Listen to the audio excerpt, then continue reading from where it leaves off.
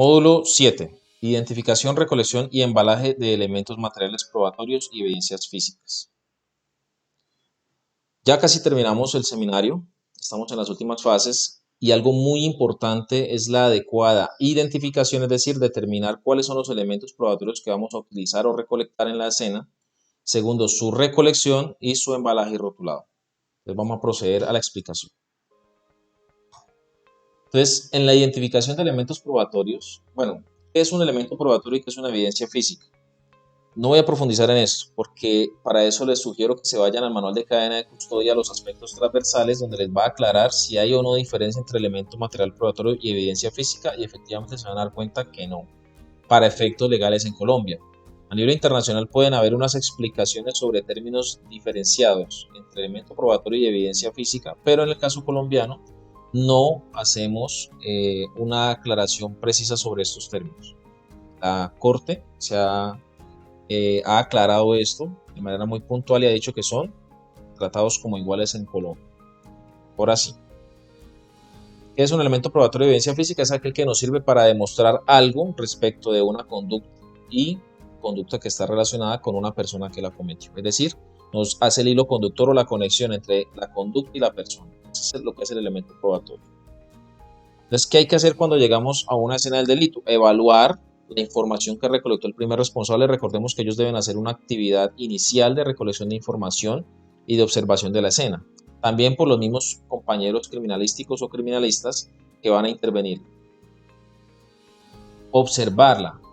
¿Para qué? Para aplicar bien el método de búsqueda y determinar el área real que comprende el lugar de los hechos, o si hay que ampliarla o reducirla, si las zonas adyacentes o las rutas de ingreso o escape tienen alguna relación esencial sobre la escena. Si aplicamos bien el método de búsqueda, vamos a numerar bien los elementos con base en la hipótesis preliminar. Por ejemplo, tenemos un delito de acto sexual o acceso carnal, pues lógicamente podemos buscar evidencia biológica, preservativos, fluidos, prendas de vestir íntimas, signos de violencia, cosas similares.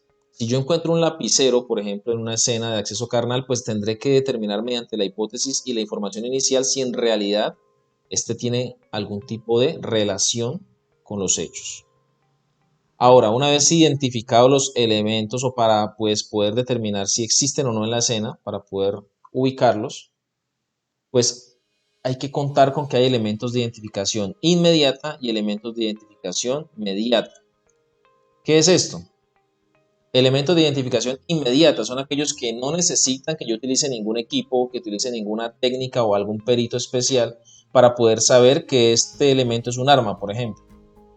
Tiene sus características físicas que nos permiten identificarlo de manera inmediata. Por ejemplo, esto es una media. Ahora, dentro de esta media puede haber algún elemento de identificación mediata, es decir, que pues ahí sí voy a necesitar algún equipo. Ya les explico eso. Un celular, pues para yo ver un celular, o sea, viendo un celular yo determino sí o no si es un celular, si es de juguete o no. Y con base en eso, pues podré recolectarlo como un equipo celular o terminal móvil. No necesito que un perito, que un equipo, que una técnica o que algún tipo de actividad especial me lo diga. Pero ¿qué pasa con aquellos elementos que sí requieren de esos equipos, de esos elementos, de, por ejemplo, identificación de fluidos biológicos mediante luces forenses, residuos de disparo, dactilotecnia de campo, Blue Star para identificación de fluidos biológicos y demás, como nosotros contamos, pues esta es una foto de algunos de nuestros equipos para investigación. Pues para ellos tendré que utilizar estos precisamente, las técnicas, las pericias, los equipos y las personas especializadas. Por ejemplo, aquí tenemos una sustancia pulverulenta de color blanco allá en el lugar de los hechos. Para yo determinar si es un elemento probatorio consistente en estupefacientes, pues tendré que aplicarle la prueba de identificación preliminar o PIPH, que mediante el uso de algunos reactivos como el TANRED y el SCOT nos dará un resultado preliminar positivo para decir que es al parecer una sustancia estupefaciente, si es alcaloide en el caso de los cannabinoides, de los opiáceos, de la cocaína y sus derivados, entonces pues tendremos esa posibilidad, o al contrario, si son comprimidos, bueno, alcoholes, etcétera, pues tendremos que utilizar este PIPH. También hay momentos en los cuales llegamos a una escena y en el caso, como les decía, de acceso carnal, por ejemplo, delitos sexuales, pues podríamos ver que esto es un baño normal, pero puede que allí haya una evidencia que no logramos identificar a simple vista.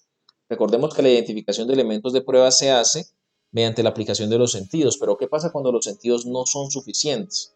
Pues ahí tendremos que utilizar herramientas o equipos, como ustedes pueden ver, en este caso las luces forenses, para determinar esos fluidos, revelarlos y después de revelarlos, recolectarlos como evidencia biológica.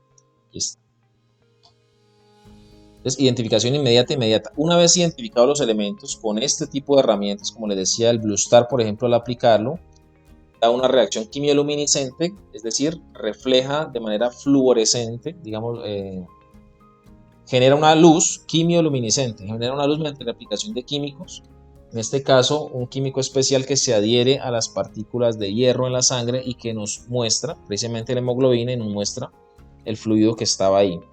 Que pueden haber falsos positivos, claro, los pueden haber. Por ejemplo, el hipoclorito nos puede dar un falso positivo, pero los compañeros que han utilizado esto, los criminalistas, pueden dar fe, así como lo puedo dar yo, de que se aprende a identificar la diferencia entre los falsos positivos y el real. Puede que no en todos los casos, pero sí en muchos de ellos. También está lo que nos puede mostrar las luces forenses. Las luces forenses nos muestran una reacción ante los nanómetros, digámoslo así, según la aplicación o la incidencia de la luz sobre el elemento que estamos iluminando. Entonces, las luces forenses vienen en diferentes gamas de nanómetros o diferentes rangos de luz que pues nos permitirán revelar esos elementos que no son perceptibles a simple vista con la luz natural. 355 nanómetros, 400, 500, bueno, dependiendo, y así mismo habrá que utilizar unos filtros tipo GAFA, pues para poder que el investigador pues pueda observar lo que la luz está revelando, y también a las cámaras fotográficas. Habrá que colocarle filtros similares en los lentes para poder también que en la imagen tomada pues quede la percepción de esa evidencia revelada. Dactilotecnia de campo. Contamos con un seminario de este tema en especial, un diplomado, perdón, en el cual podrás capacitarte mucho mejor, y es la finalidad de esto es ubicar o revelar huellas latentes que no son perceptibles a simple vista y que dependiendo de su consistencia o dependiendo de lo que haya quedado sobre la superficie, si es lisa o no es lisa, si es porosa o no porosa, pues podemos utilizar diferentes reactivos sólidos o como los verulentos, reactivos físicos, o podemos utilizar reactivos químicos. También, por ejemplo, los residuos de disparo, y hay muchos más tipos de herramientas y equipos que nos permiten identificar elementos probatorios que no son perceptibles mediante el uso de los sentidos, pero que sí son supremamente necesarios para adelantar la investigación.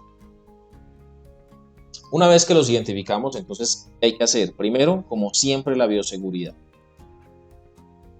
Uso del traje de bioseguridad, polainas, guantes, tapabocas, monogafas y todo lo que necesitemos. Recordemos que los guantes aconsejados para manejo de este tipo de evidencias por su mayor durabilidad son los de nitrilo. Podemos utilizar de látex, pero se dañan con mayor facilidad. La selección del contenedor. Los contenedores van de acuerdo a la naturaleza y las características propias de la evidencia. Por ejemplo, aquí tenemos que una evidencia pulverulenta puede ser, si está en algún tipo de bolsa, pues puede ser transportada directamente en una bolsa plástica. Por ejemplo, tenemos que un arma de fuego o algún otro tipo de elementos similares como las vainillas o los proyectiles, pues se embalan en contenedores que permitan preservarlos y que no generen un nuevo microrrayado de los elementos, que no permitan pues que se genere algún daño sobre los mismos. Por ejemplo, la evidencia digital se recomienda que sea embalada en bolsas antiestáticas o en su defecto papel aluminio o algún elemento similar que proteja este tipo de evidencia de los campos electromagnéticos. Y así ustedes van a encontrar, y más adelante les explicaremos dónde encontrar este tipo de sugerencias para embalar mejor sus elementos y seleccionar de una mejor manera el contenedor.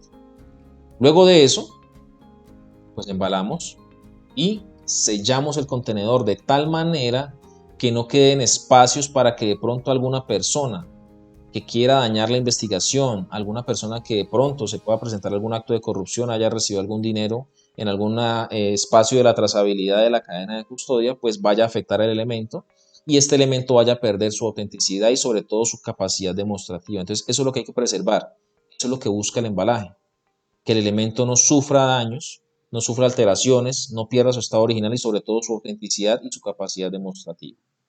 Lo rotulamos bien. Rotularlo bien es que describir de manera adecuada en el rótulo la información como nunca escribir sobre, bueno, es una recomendación, nunca escribir directamente después de haber pegado el rótulo sobre los elementos. Utilizar el rótulo establecido, que en este momento pues estamos en la versión 4 del rótulo de cadena de custodia y del formato de registro de cadena de custodia. Letra clara y legible, comprensible, la información que sea real, una descripción muy puntual y si quieres verificar, por eso no profundizo más, porque si quieres verificar cómo se diligencia el formato de rótulo, pues puedes ver en nuestras redes sociales cómo se diligencia este formato, al igual que el de registro de cadena de custodia. También sobre cómo recolectar los elementos tenemos algunos videos que te serán de utilidad, como por ejemplo de arma de fuego, de prendas de vestir, y se irán subiendo, se irán posteando muchos videos más, pues con el ánimo de colaborar a nuestra comunidad de investigación, tanto de la fuerza pública como la parte de contradicción o las víctimas. ¿Dónde encontramos nosotros en el manual de cadena de custodia la forma idónea o sugerida de identificar y de recolectar los elementos de prueba y a dónde enviarlos y qué solicitarles? Pues en el manual, páginas 42 a 56, vas a encontrar un listado, un compendio de los esquemas de recolección y embalaje de elementos de prueba. Ahí vas a encontrar, por ejemplo, que un arma de fuego se envía al laboratorio de balística forense y los tipos de exámenes que se le piden, al igual que la forma de recolectar y unas observaciones que te van a hacer necesarias para su observación al momento de embalar este elemento. O descargar el arma, si es un revólver, entonces que los alvéolos se deben numerar. Bueno, todo eso está explicado en nuestros videos de recolección de armas de fuego, pero páginas 42 a 56, recuérdalo y tenlo muy puntual. Y también qué solicitar para darles como un plus. ¿O qué solicitarles a los elementos de prueba? Pues te vas a ir al manual de policía judicial descargable desde nuestra página de Hunter. Entonces ahí el manual de policía judicial, la página 51 en adelante, y también están los portafolios de los servicios forenses de los laboratorios de policía judicial. El laboratorio de lofoscopia, el laboratorio de balística, de genética, y todos los laboratorios muestran ahí los exámenes que pueden realizar y si son realizables en actos urgentes o no. También si deseas adquirir el manual, los manuales de forma física, que pues muchas veces es más práctico tenerlos a la mano donde podemos subrayar y tenerlos ahí presentes para ver qué procedimientos efectuamos, pues nosotros comercializamos estos manuales compilados, recolectados, tanto el de policía judicial como el de cadena de custodia y el procedimiento de inspección al lugar de los hechos. Para facilitar la labor de nuestros investigadores, te puedes contactar con nosotros y hacemos envíos pues a nivel nacional. Ahí miras, por ejemplo, los procedimientos, está bien descrito a full color para que puedas tenerlo de mejor manera y, como decíamos, subrayarlo, rayarlo, ir a buscar en cualquier parte de estos 3 documentos lo que puedas necesitar. Listo. Luego de este procedimiento viene la sábana de evidencias, la cual es la fijación de los elementos ya embalados y rotulados, que eso ya lo explicamos en la parte de fijación fotográfica. Y el registro de cadena de custodia, que es el diligenciamiento del formato de trazabilidad sobre la continuidad de las personas que estuvieron en contacto con el elemento, desde que se halló, recolectó y embaló hasta su disposición final. En nuestras redes sociales también lo podrás ver. Entonces, con esto has completado tu módulo filtro. Esperamos que te haya servido mucho la información.